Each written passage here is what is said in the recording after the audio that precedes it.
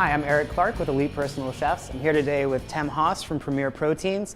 Tim, we're going to be working with your boneless pork middle today for pancetta, right? Yes, so correct. We have the loin and we have the belly of the animal here.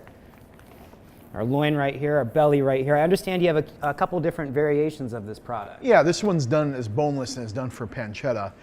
We also do a bone-in one so that they can do tomahawk chops, very long tomahawk chops. Which are those gigantic like steaks with the big old bones. The big old bones. And we also do a long bone-in loin, which gives you tomahawk chops, not quite to the extent of having it bone-in like this, but more normal.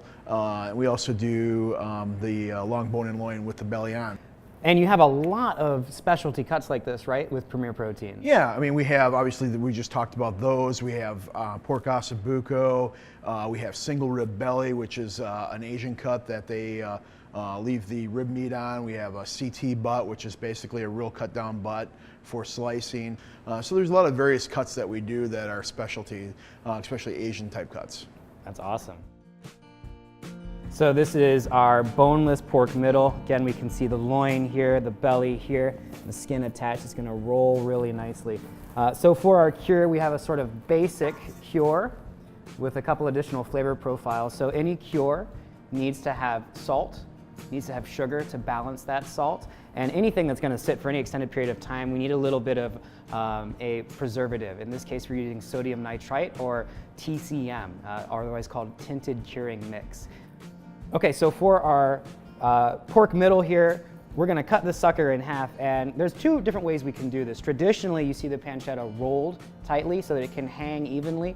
In contemporary usage, we might not necessarily need to really do that, as long as the cure does its job. Let's say we wanna cut this pork into lardones, we wanna have a nice dice out of it, maybe use it as we would bacon in a setting. We can simply leave it exactly as it is and cure as sort of a flat piece. So we're going to start off again by mixing our base cure.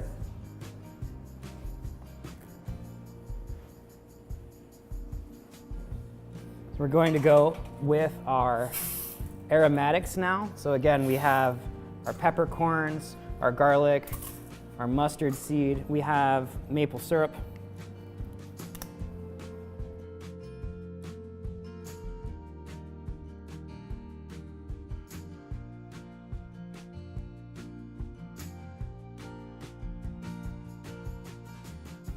All right, Tim, here's our pancetta. I think it looks amazing. Beautiful. Yeah. So these will both hang in the cooler for a couple weeks to cure.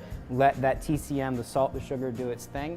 And then we're gonna have some amazing Berkshire pancetta. I'm looking forward to it. Tim, thank you. I'm looking forward to trying it. Thank you so much, Tim. Thank you very much.